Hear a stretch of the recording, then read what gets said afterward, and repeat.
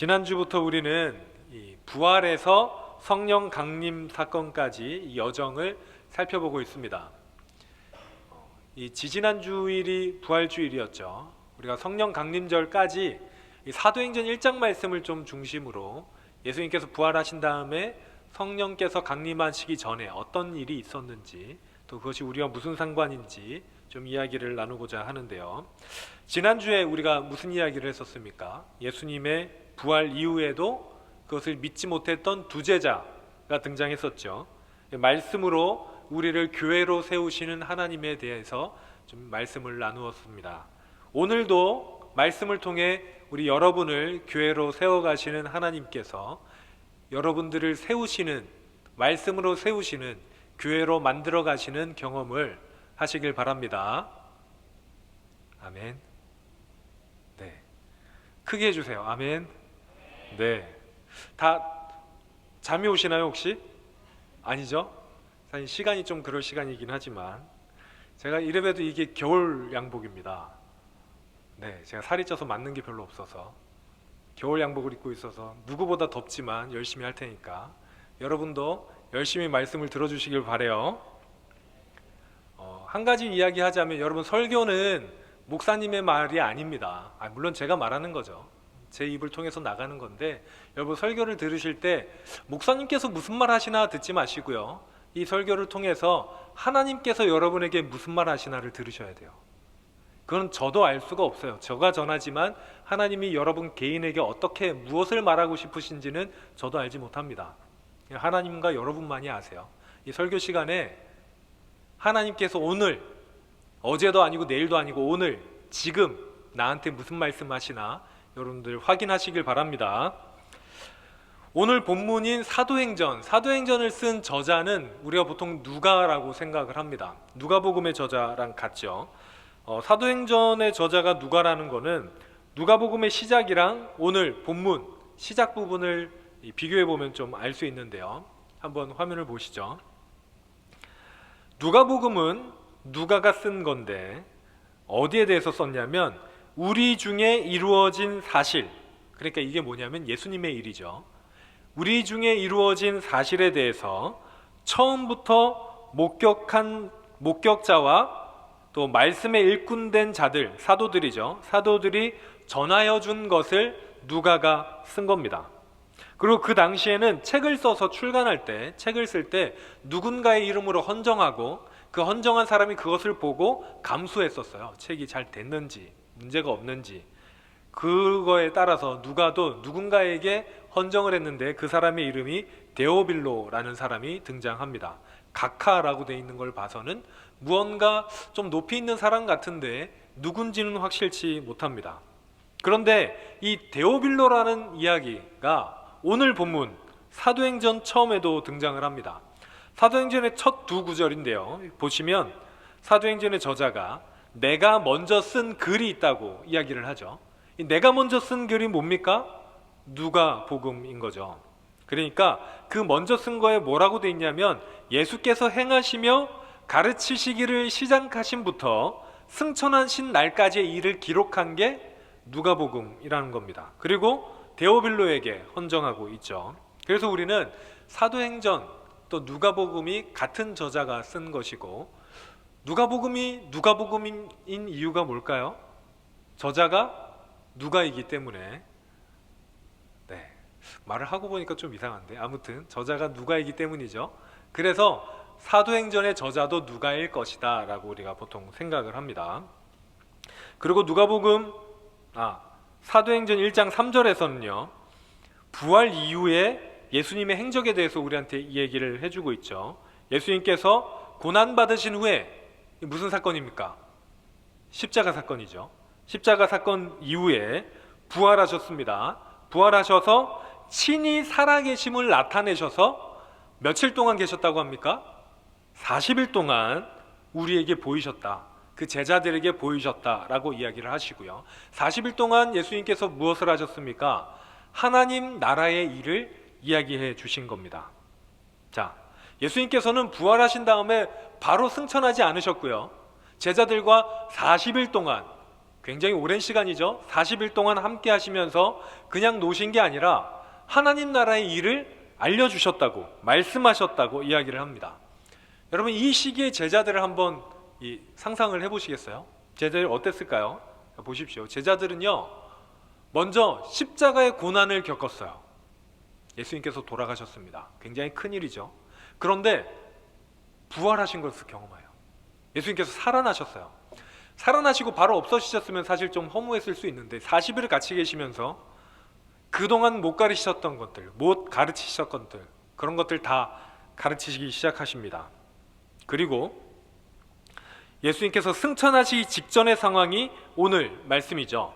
그때 주님께서 제자들에게 마지막 가르침을 주시는데요, 오늘 본문 4절 말씀을 우리 다 같이 읽겠습니다. 시작. 사도와 함께 모이사 그들에게 분부하여 이르시되 예루살렘을 떠나지 말고 내게서 들은 바 아버지께서 약속하신 것을 기다리라.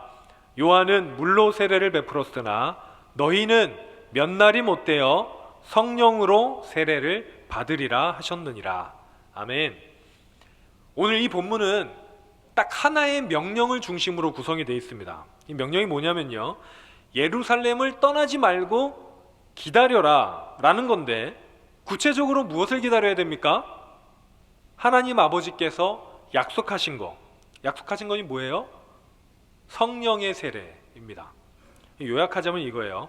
너희는 성령 세례를 받기 전에는 예루살렘을 떠나지 말고 기다려라 라는 겁니다.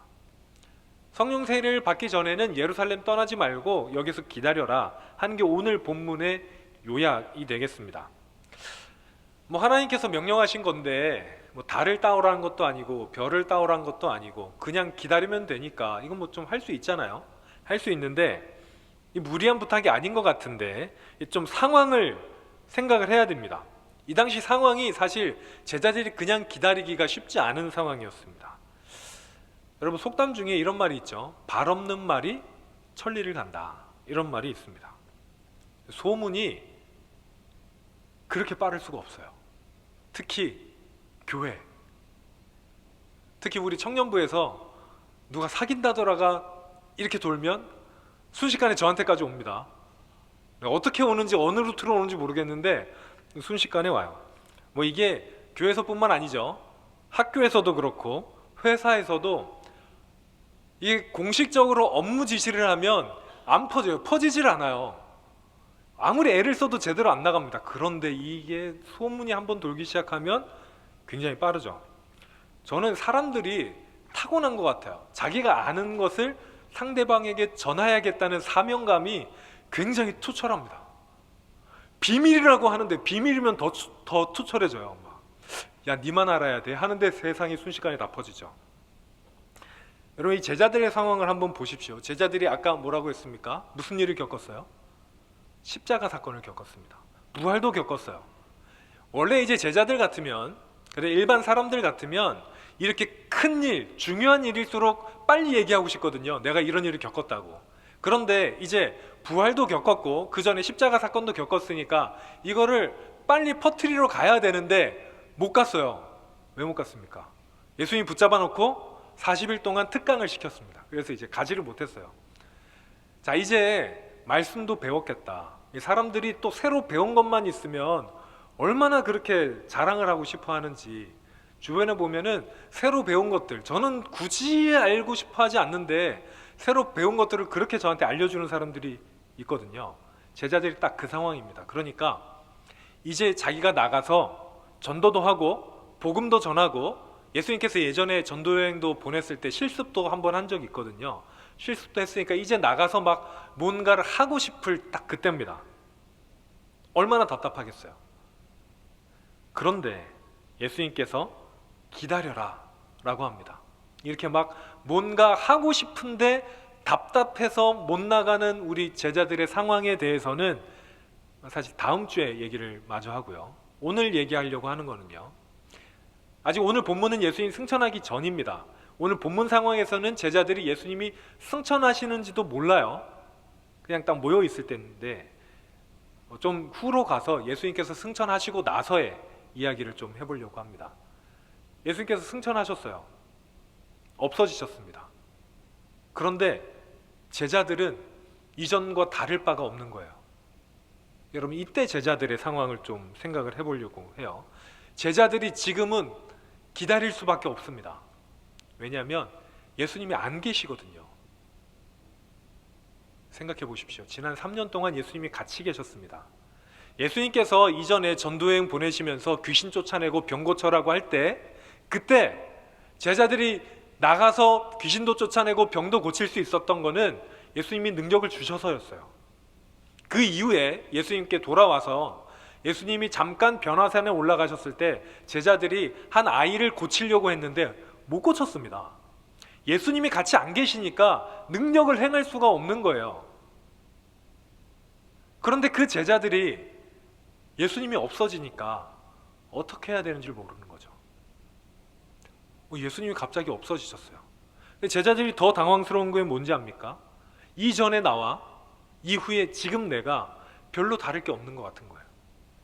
아니, 예수님께서 떠나실 때 우리한테 좀 능력을 주시고 떠났으면 좋았잖아요. 내가 이전에는 좀 바보 같았고 예수님의 뜻도 잘 몰랐고 좀 능력 없는 사람이었지만 예수님 승천하시고 나서는 갑자기 능력이 오면 좋잖아요. 그러면 이제 일도 하고. 그런데 똑같은 거예요. 어제의 나나 오늘의 나나. 이게 제자들의 그때 딱 심정이었습니다. 사실 제자들은요, 예수님이 조금 더 자세히 설명해 줬으면 좋았을 것 같습니다. 예수님께서 미리, 야, 내가 승천할 건데 이제 나 하나님 나라로 올라갈 건데 어떤 일이 일어날 거고 너네는 이렇게 하면 돼라고 설명 좀 해주고 가시면 얼마나 좋았을까요? 아니면 성령님을 기다리라고 하는데 안 기다리고 바로 주시면 좋잖아요. 예수님 승천하셨을 때 바로 성령님 임하시면 제일 좋잖아요. 바톤 터치 딱 해서 예수님 올라가시고 성령님 바로 오시고 그러면 능력 받고 바로 나가면 되는데 제자들에게는 예수님께서 그냥 기다리라고 하십니다. 성령님을 기다리라고 하면서 사실 우리가 계산해 보면 제자들이 얼마 동안 기다렸냐면요, 딱 일주일 기다렸어요. 근데 이 일주일 동안의 제자들은 너무 기다림에 기약이 없는 거죠. 예수님께서 그냥 일주일 뒤에 성령님 보내주실게 하면 얼마나 좋아. 그렇잖아요. 그런데 기다려라. 제자들은 그렇게 기약 없는 기다림을 하게 됩니다. 그렇게 기약 없는 기다림, 하나님의 때를 기다리는 사람들, 이 사람들은 점점 지쳐가게 마련입니다. 제가 아는 어떤 사람들이 있어요. 저희 주변에도 하나님의 때를 기다리던 사람들이 꽤 있었습니다. 어떤 친구는요, 찬양 사역자가 되고 싶어 하던 친구가 있었습니다. 또 어떤 친구는 제가 같이 있던 청년인데 배우가 꿈이었어요. 또 어떤 친구는 목회자가 되고 싶어 했습니다. 그런데 사실 저는요, 비전이 직업이 되면 안 된다고 생각해요. 그러니까 목회자가 비전이 되면 안 되고 어떤 목회자, 어떤 삶을 살겠다 이래야 된다고 생각하는데 아무튼 그런 친구들이었습니다. 그런데 이 찬양 사역자가 되기 위해서 노력하던 친구들, 이제 학교를 가야 되는데 학교를 떨어지는 거죠. 배우가 되려고 했던 친구는 배우가 되긴 됐죠. 기획사에도 들어갔어요. 유명한 기획사에 들어갔습니다. 근데 오디션을 볼 때마다 자꾸 떨어지는 거예요. 안 돼요. 조그만 역할을 맡기도 어려웠습니다. 같이 연기 배우던 친구는 TV에 나오고 굉장히 유명해지고 하는데 자기에게는 기회가 오지 않는다고 이야기를 하더라고요. 또 목회자가 되려고 했던 친구는 신학대학원을 가야 되는데 자꾸 떨어지는 거예요. 안 돼요. 그때 그 친구들이 이렇게 질문합니다. 하나님, 왜 나는 계속 실패합니까? 왜 나는 언제 하나님의 때가 옵니까? 그런데 그 친구들을 더 어렵게 하는 게 뭔지 알아요? 뭐냐면 자신이 부족함을 아는 거예요. 그래, 이게 사실 하나님 잘못이 아니야. 내가 공부를 안 했고 내가 노력을 덜 했고 내 실력이 부족해. 알아요. 알아서 더 힘든 거예요. 왜 나의 때는 오지 않습니까? 왜 나는 안 되죠? 하나님의 때 도대체 언제 오나요? 언제까지라고 얘기해 주면 좋겠는데 왜 그것도 얘기해 주지 않고 마냥 나를 기다리게 하십니까? 그렇게 하나님께 원망하기도 하고 어떻게 해야 좋을지 모르고 그렇게 있었던 친구들이 있습니다.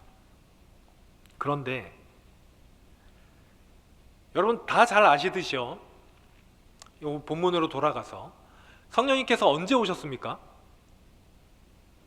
무슨 절? 갑자기 지난주가 떠오르는데 무슨 절? 무슨 절에 오셨죠? 오순절에 오셨죠. 좀 크게, 잘 안 들려요. 너무 멀어. 여기가 한 10m밖에 안 되는데 소리가 잘 안 들려요. 오순절에 오셨죠. 여러분 이 오순절에 성령님께서 오셨는데 이 오순절은 유대인들의 굉장히 큰 절기였습니다. 유대인들에게 세 가지 절기가 있어요.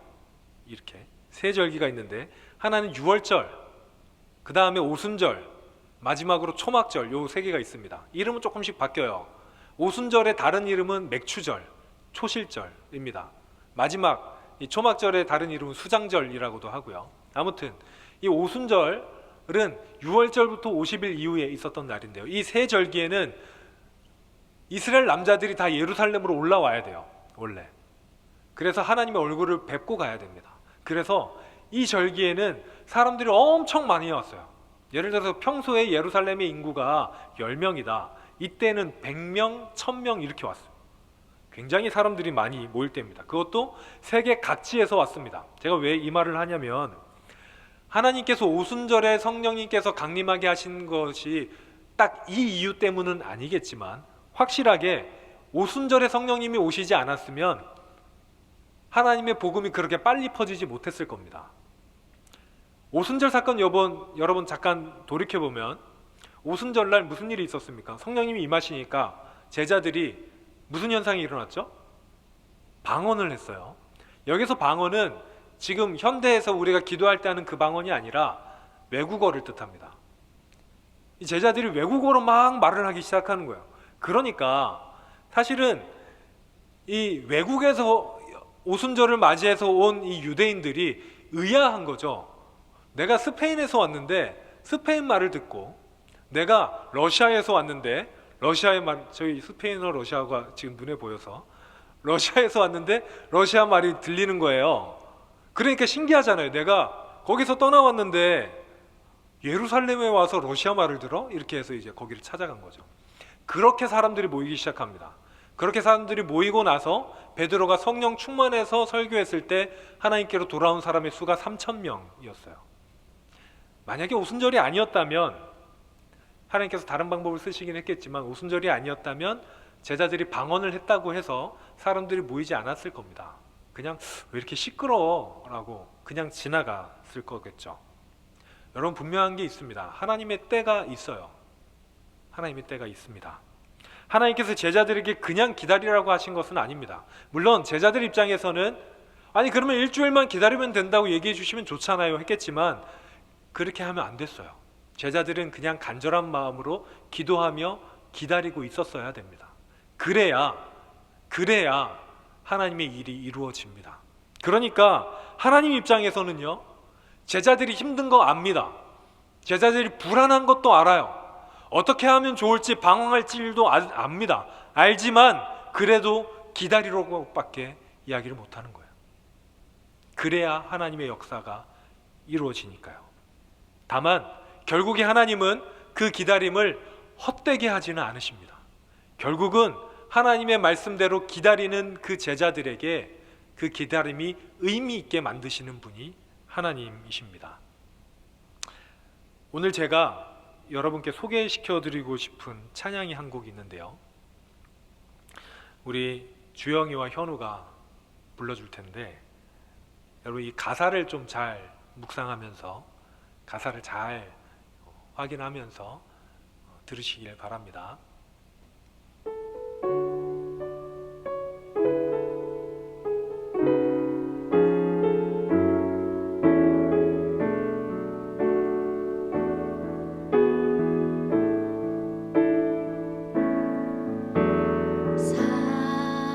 사랑하는 내 딸아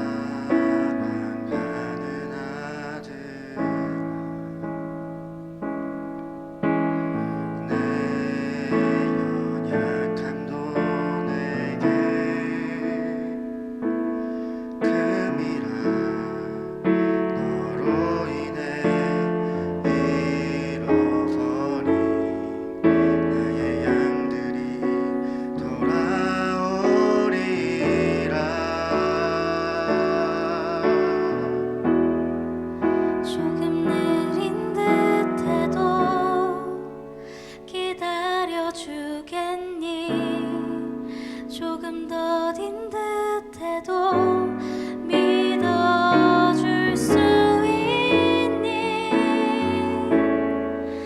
내가 가는 그 길 절대 헛되지 않으니 나와 함께 가자. 비 보이지 않아도 나아가 주겠니? 이해되지 않아도 사랑해 주겠니? 너의 눈물의 기도 잊지 않고 있으니 나의 열심으로 이루리라.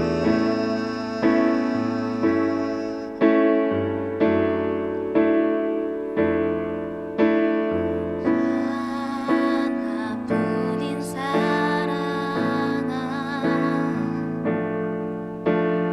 내게 부탁이 있다.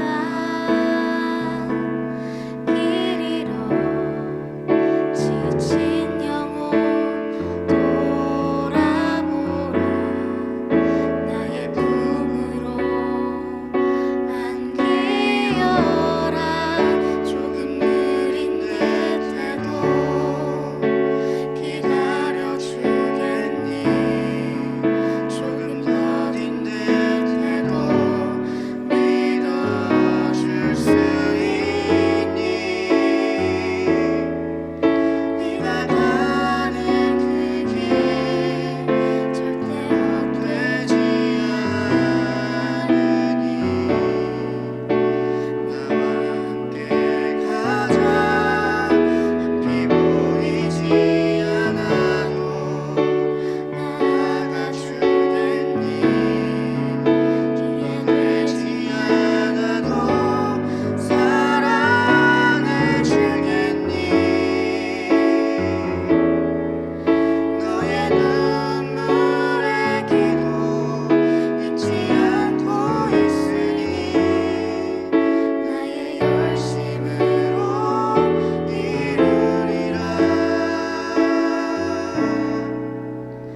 내게 간단히